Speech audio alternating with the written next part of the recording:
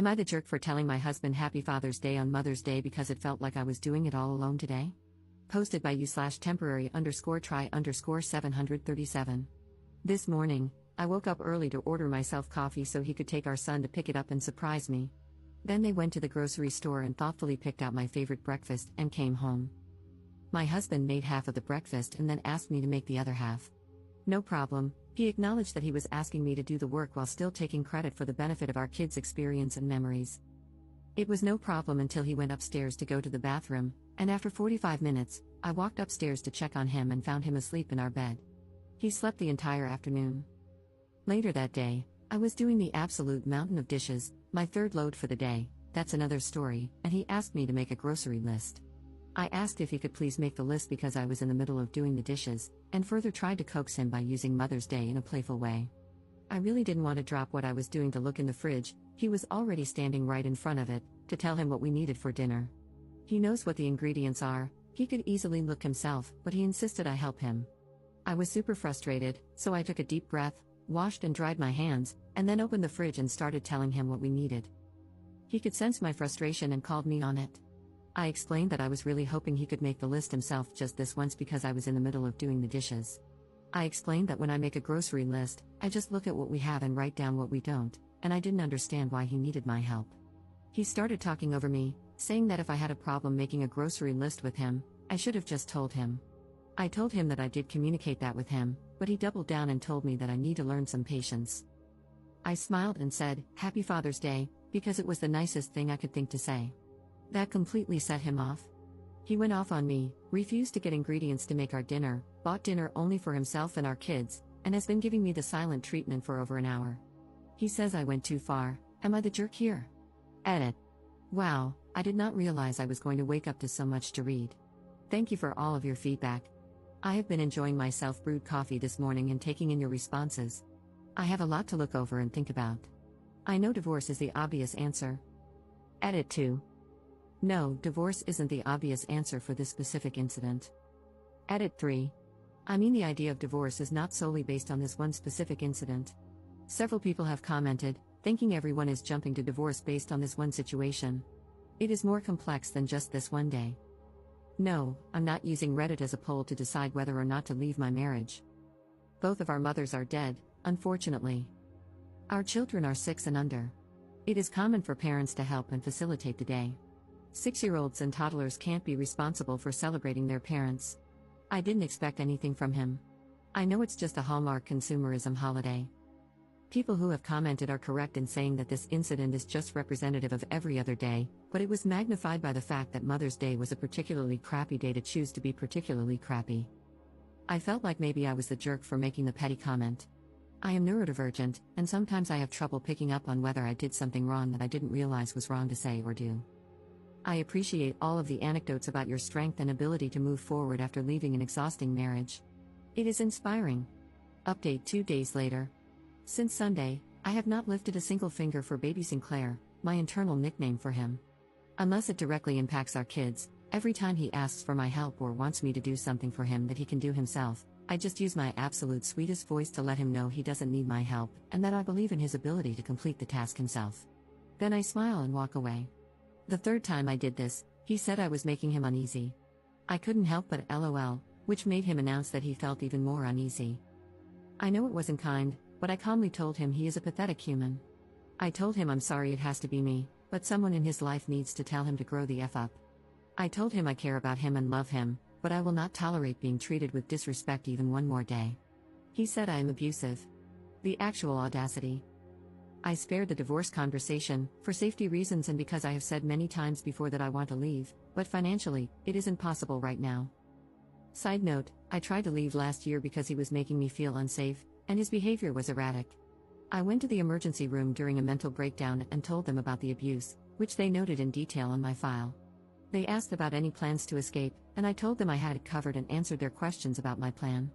I had been planning our escape for a year leading up to that moment.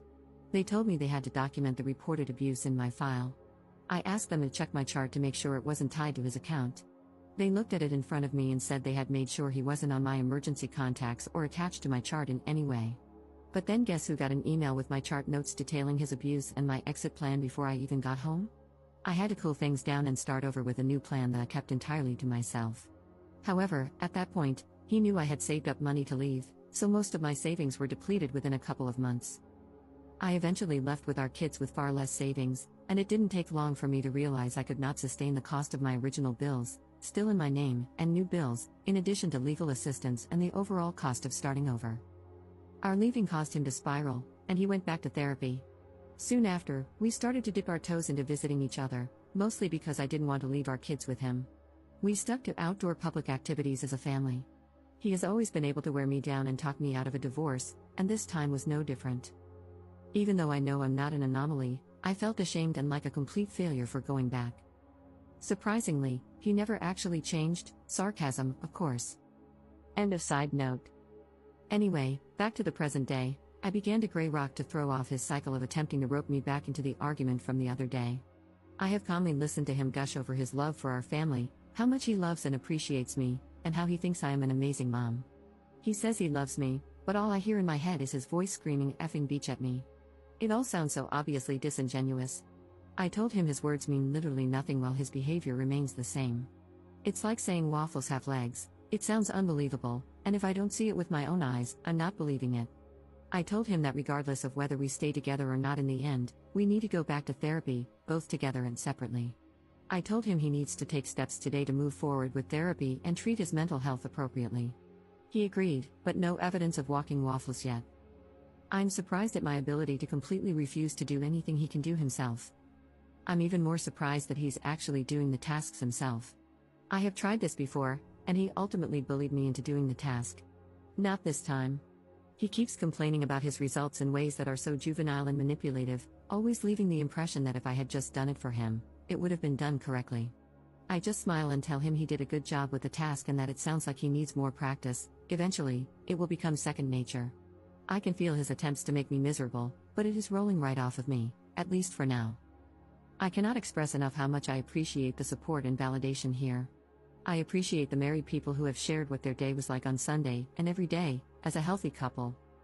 For those of you who have asked why I am taking to the internet with this in the first place, I have been isolated from my circle for so long that my relationships no longer exist.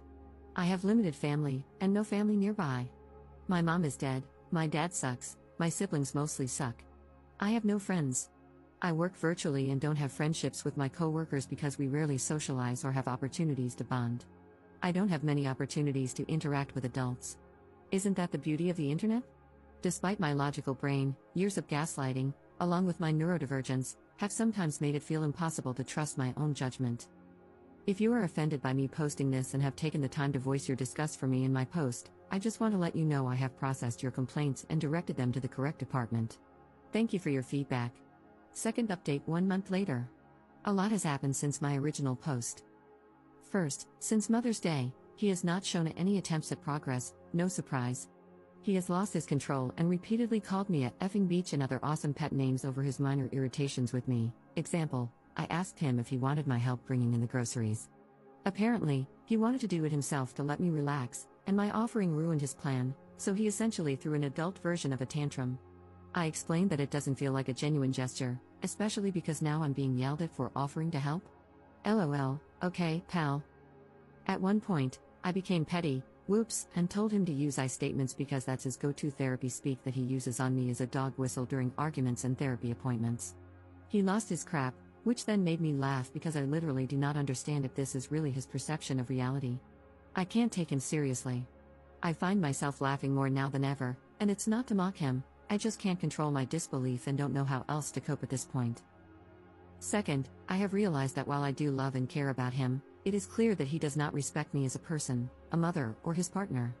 He doesn't respect our kids. I can't realistically continue living with someone who tries to control my entire life. What kind of life is that to live? I took advice from many comments left on my original post and reached out to friends and family I had been isolated from. The reception was better than I anticipated. I didn't expect the hurt I felt when I found out every single one of them said they wondered if I was in an abusive marriage, but not one of them ever asked me directly when I completely withdrew. I don't blame them, but it was hard to ignore the pain I felt from that. This was also a reason I never reached out to anyone when things got really bad. It seemed like they had their own lives to worry about and clearly weren't concerned about my absence.